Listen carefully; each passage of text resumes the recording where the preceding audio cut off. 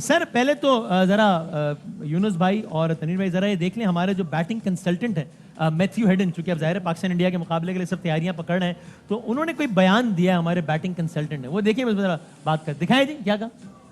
I think such a critical part of performance here in the UAE.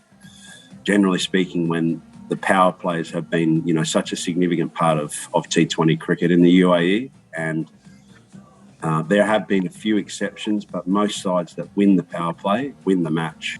So I do think that we've got a very, very balanced and strong batting lineup. It's a real dogfight.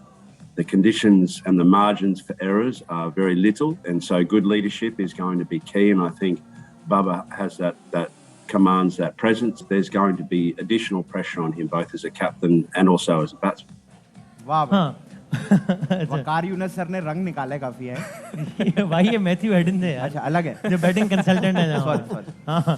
अच्छा और इसमें गुफ्तगू का वाला ऐसा नहीं चल पाया उन्होंने वाई, लेकिन जिसपे बात करनी थी वो नहीं चला, मिस कर गए हम लोग. वो वाला रह गया. लेकिन चले आप ये अगर बता देंगे, उन्होंने सर कहा कि भाई हम correct me if I am wrong, कि हम जो है वो कुछ चीजों में हम लैग कर रहे हैं पावर प्ले और हिटिंग, ये इस तरह की बात का उनका खुलासा था. हेडन ने यही कहा कि यूएई के इस पार्ट में, वैसे तो खैर दुनिया में हर जगह ऐसी होता है, ये जो पावर प्ले है इसको अगर आप विन करते हो तो आपके पास काफी अच्छा चांस होता है. हमारे पास बैटिंग बहुत अच्छी है, थोड़ी सी मिली जुली ने बात की, लेकिन हमारे पास पावर हिटर्स नहीं है. उस तरह के पावर हिटर्स नहीं है जैसे क्या इस फॉर्मेट में खासा है. और बाकी में अगर हम देखें तो नहीं है हमारे तो ना भी हो तो बैटिंग कंसल्टेंट के बाद बोलनी चाहिए कि इंडिया के मैच से पहले. देखिए बात असल में कि ही इज ऑस्ट्रेलियन. हाँ, सीधी बात करते हैं, सीधे बात करते हैं. और ये अच्छी बात है कि आपको अपनी वीकनेसेस का और स्ट्रेंथ्स का पता होना चाहिए. सही है, तभी आप कुछ इंप्रूवमेंट कर सकते हो. यूनुस भाई वो ऑस्ट्रेलियन इस वजह से ना. हाँ वही, लेकिन हमें भी ये बात करनी है कि हम देखिए हम यहाँ बैठे होते हैं, हम इसका मतलब यूनुस भाई हमारे प्लेयर्स को कुछ भी पता नहीं. एक बात मैं बताऊं आपको कि पाकिस्तान में मैंने ये देखा है कि आप कहीं भी खड़े हो जाओ, किसी के पास आप ग्रोसरी ले रहे हैं, फ्रूट की शॉप पे जा रहे हैं, कहीं भी आप कोई वेजिटेबल दे रहे हैं, सबको पता है. अगर नहीं पता होता है तो जो वहाँ बैठे उनको नहीं पता होता है. अच्छा, यानी हमारा मिजाज है कि हर कोई तज्जियाकार बना हुआ है. उनको और सही पता होता है. यानी सही बात, ये बात नहीं कर रहा हूँ, गलत. सही पता होता है कि यार इसको यहाँ खिला ले, उसको वहाँ खिला ले, बॉलिंग इसको यहाँ खिला दे. अगर नहीं पता तो हमें नहीं पता होता है. जब हम जैसे लोग वहाँ बैठे होते हैं, हम खामोशी से बैठे होते हैं. तो भाई क्या है आपके ख्याल में? अच्छा उसमें मैं भी शामिल हूँ, ऐसा नहीं है, मैं भी इस टीम का पार्ट था. तो हमें और लेकिन अच्छा मुझे ये बात इसलिए पता चल रही थी कि मैं ग्रोसरी भी खुद कर रहा होता हूँ, तो आपको लोगों से फीडबैक मिल रहा होता है. तो फिर मैं उनकी तरफ हंस के डिप्लोमेटिक से जवाब दे रहे थे कि यार ऐसा होता है, वैसा होता है, ये भी सही है और ये भी सही, लेकिन ये वाकई में ये ऐसा है. सही है, हमारे पास ऐसा है. ठीक है. तनीर भाई क्लिप देखें, ये जब T20 वर्ल्ड कप के लिए हमारी टीम सेलेक्ट हुई उसमें बहुत शोर मचा था. यानी मुझे हर टीम सिलेक्शन पर इतराज होता है, लेकिन मेरा ख्याल है इस टीम सिलेक्शन में जितना इतराज हुआ था ये अनप्रेसिडेंटेड था. इससे कुछ टाइम बाद ही जो है वो मिसबाह उल हक और वकार यूनुस ने रिजाइन कर दिया था. एक ही दिन में सारी डेवलपमेंट हुई थी. मिसबाह उल हक साहब ने, जो कि ए स्पोर्ट्स में जाहिर है वो एनालिसिस देते हैं, बड़ा ज़बरदस्त पैनल है ए स्पोर्ट्स का, तो उसमें मिसबाह भाई ने पहली मरतबा बड़ी दिलचस्प बात की है कि जो टीम सिलेक्शन में उनका किरदार था या नहीं था, हालांकि वो हेड कोच थे. सुने क्या कहा उन्होंने, देखें जरा. में हूँ और suddenly everybody has change their mind, और पीछे वो क्या प्लानिंग हो रही है क्या नहीं हो रहा है, suddenly you just make a team और वो आप अनाउंस कर देते हैं. Is this the reason why you resigned? Waqar भाई ने क्लियरली एक चीज़ कही कि वाई 2 साल से हम काम कर रहे हैं टीम के साथ, और इस इम्पोर्टेंट स्टेज पे आके हमें क्या ज़रूरत है. हमें नहीं पता कि वर्ल्ड कप है, हम स्टेक होल्डर्स नहीं हैं पाकिस्तान के, हमें पाकिस्तान से कुछ नहीं है. उन लोगों को ज़्यादा है जो बाहर बैठे होते हैं, जिन्होंने कभी पाकिस्तान के साथ, हमने 20 साल क्रिकेट खेली है, 7 साल कप्तानी की है, और हम इतने मतलब है कि वो होंगे कि पाकिस्तान को ऐसी स्टेज पे हम कहेंगे कि नहीं जी कोई ज़रूरत नहीं, अपना सोचो. हम 2 नहीं सिर्फ गए, अगर आप क्रिकेट बोर्ड में देखेंगे तो 3-4 और बड़े पोस्टर्स भी दे सेड थैंक यू. 2 बातें इन्होंने की. एक तो है कि मेरा जवाब तो 3-4 मिनट का होगा. खुलासा बता देना, मुख्तसरन नज़्म का खुलासा बता देना. देखिए अब कोई पर्सनल ना ले ले प्लीज. हाँ कोई नहीं, बिल्कुल आपकी नहीं लेते.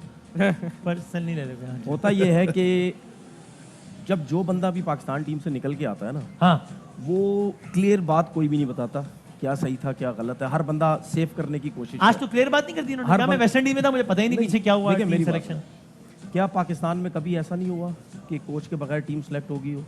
क्या पाकिस्तान में कप्तान से पूछे बगैर टीम सेलेक्ट नहीं होती? अभी बार आजम ने कितना शोर मचाया कि मुझसे पूछे बगैर पाकिस्तान टीम सेलेक्ट हो गई. ठीक है, मैं रिस्पेक्ट करता हूँ मिसबा की बहुत। 20 साल आपने क्रिकेट खेली, 7 साल कप्तानी की है। कप्तानी की, हाँ। ठीक है। और उसके बाद आप कहते हैं जी हम 2 साल से क्या वर्ल्ड कप के लिए नहीं सोच रहे थे, हम उसकी तैयारी नहीं कर रहे थे।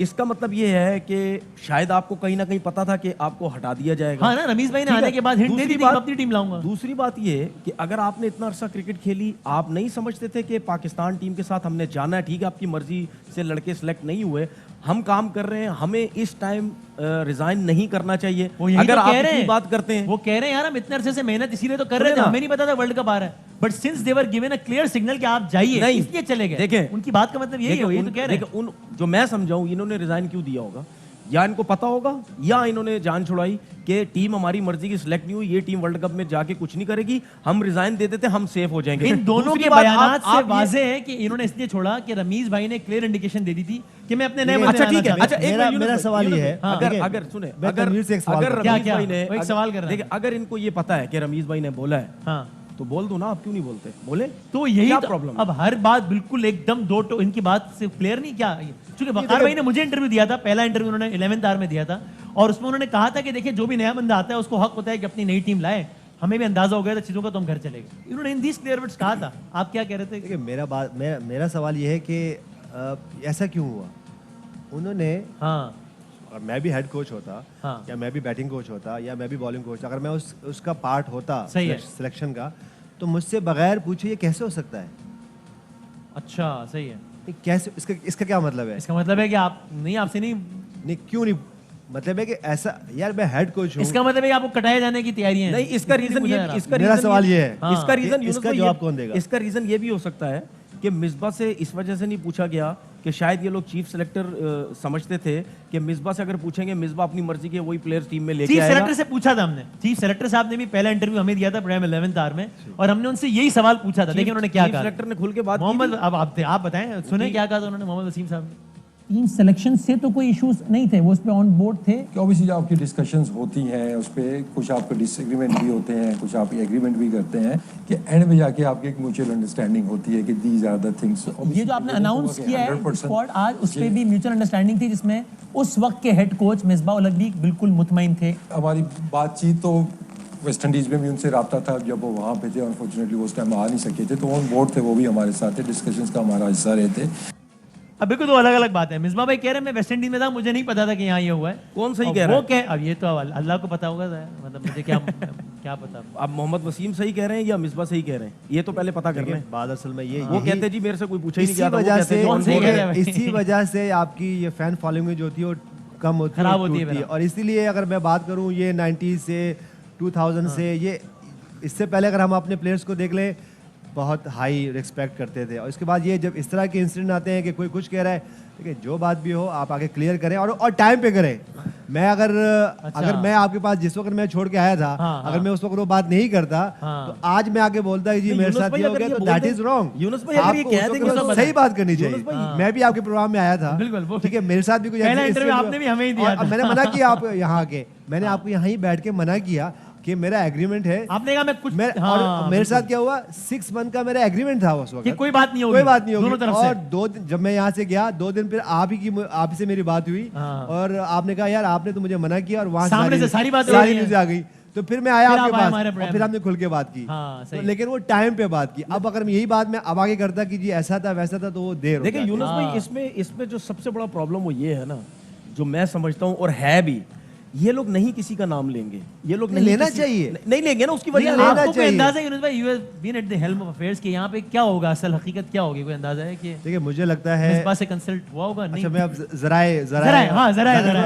थोड़ा सा सेंसर करते हैं ना, थोड़ा सा कि जरा वो भी मिलना भी है लोगों से, जरा थोड़ा सा, ठीक है। हाँ। मेरे ख्याल से देखिए हुआ ये होगा हाँ कि हुआ ये होगा हाँ। कि जो कम्युनिकेशन गैप है ना, हाँ। मुझे लगता है अच्छा, वो बिल्कुल भी नहीं, मैंने कम्युनिकेशन गैप था बहुत ज्यादा, काफी अरसे से ये गैप होगा। इसी वजह से जब उनको लगा, क्योंकि देखिए उससे पहले सब कुछ ठीक था, जैसे ही वो मिसबा उल हक को कोविड हुआ, यहाँ चांस मिला, वो वेस्ट इंडीज वहाँ में रुक stuck गए, हो गए, हाँ। यहाँ गए जी जल्दी से टीम अनाउंस कर दें, और ताकि वो आएंगे तो कोई प्रॉब्लम नहीं। और उन्होंने फिर आके मैं भी कुछ नहीं कहना, तो इसलिए जल्दी से अनाउंस करें, बाद में यानी कुछ नहीं होगा। दो रीजन है, या कम्युनिकेशन गैप है या फिर वो रमीज राजा साहब वाली बात जो नहीं मुझे टीम जरा चाहते ये थे। लोग बता दें कि ये गैप खत्म कब होगा और पाकिस्तानी क्रिकेट बेहतर कब होगा? ये एक दिन आएगा मेरा ख्याल है। नहीं होगा, मैं नहीं बोल रहा हूं, गैप कभी भी ये खत्म नहीं मेरे होगा। शहरों के बच्चों के इंशाल्लाह वो कभी भी गैप खत्म नहीं होगा। इंशाल्लाह। ठीक।